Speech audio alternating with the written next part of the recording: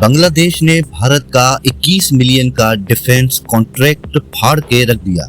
Garden reach ship builders and engineers limited को जो advanced ocean going टग boat बनाना था Bangladesh navy के लिए, वो डील ऑफिशियली कैंसिल कर दी गई। ये वही पहला बड़ा कॉन्ट्रैक्ट था जो इंडिया ने जुलाई 2024 में 500 मिलियन के डिफेंस लाइन ऑफ क्रेडिट के तहत दिया था। लेकिन एक माह बाद शेख हसीना की गवर्नमेंट गिर गई और नए बांग्लादेश के प्राइम मिनिस्टर ने इंडिया को करारा थप्पड़ मार दिया।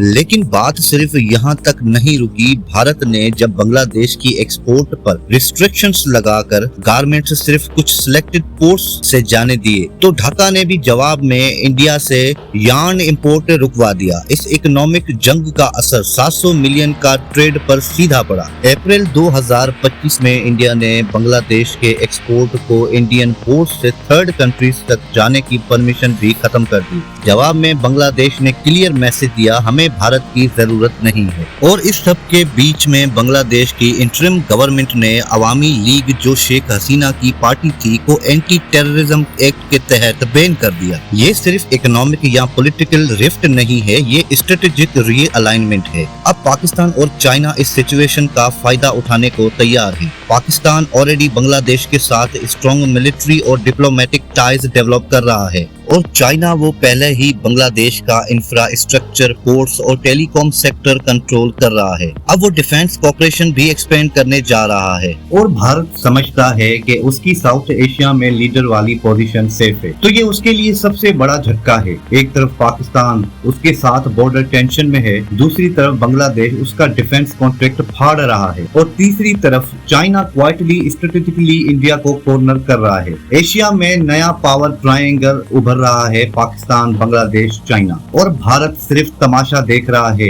ये शायद मोदी सरकार समझ ही नहीं पाई कि खेल बढ़ चुका है।